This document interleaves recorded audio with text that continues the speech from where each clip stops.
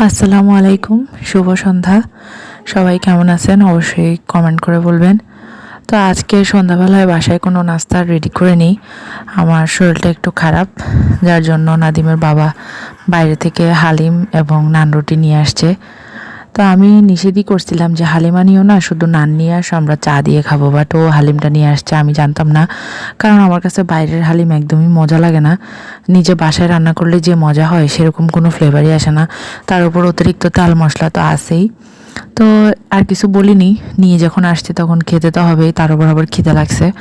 তো আমরা সবাই খেতে বসছি। এখন আমি এগুলা আনপ্যাকিং করতেছি, কিন্তু আনপ্যাকিং করতে যেয়ে আমার মনটা খারাপ। কারণ হচ্ছে দেখেন উপরে এত তেল, তারপরেও নাদিম আঙুল দিয়ে খাইয়ে দেখতেছে, বলতেছে আম্মু মজা হয়েছে।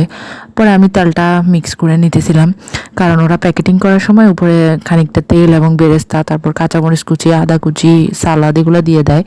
তো এরপর আমি মিক্সার করে নিয়ে সবাইকে সার্ভ করে দিচ্ছি।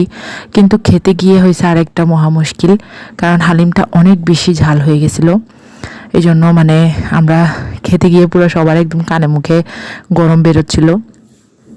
তো এই যে হালিমটা খুবই ঝাল হয়েছে, কারণ এখানে অনেক পরিমাণে কাঁচামরিচ দিছে। এই যে আমি বাড়ার সময় কিন্তু নাদিমকে দেখতেইছিলেন যে আমি ওকে কাঁচামরিচগুলো বেছে দিচ্ছি, কারণ ও একদমই ঝাল খেতে পারে না। তো এরপর হচ্ছে নাদিমে যে খাচ্ছে, তারপরেও এখন এখানে চুবিয়ে তারপরে খাবে। আর আমার ছেলেটা খাওয়া দাওয়ার প্রতি এত মানে অনীহা বলার বাইরে। ওর খাওয়া দাওয়া এই যে দেখেন ও কীভাবে খায়, অল্প অল্প একটু একটু নিয়ে খায়। মানুষের বাচ্চারা আছে না, যে খুব মানে অনেক খাবার দেখলেই বলে যে আমি এটা খাবো ওইটা খাবো। আমার বাচ্চা এমন কখনোই করে না, বরং উল্টা ওকে নিয়ে খাবার নিয়ে অনেক যুদ্ধ করতে হয়, যুদ্ধ করে তারপর খাওয়াতে হয়। এই যে আমি নান রুটিটা ওকে দিছি, এটাও পুরোটা খাইতেই তো পারবে না, হাফ খাবে আর হাফ রেখে দিবে, বলবে আমি পরে খাবো, এই করবো সেই করবো। এরপরে দেখেন এই যে ঝাল, এখনই বলবে যে আম্মু ঝাল খেতে পারতেছি না, বাট মজা হয়েছে এটাই বলতেছে ঝাল। তো সবাই ভালো থাকবেন, আল্লাহ হাফেজ।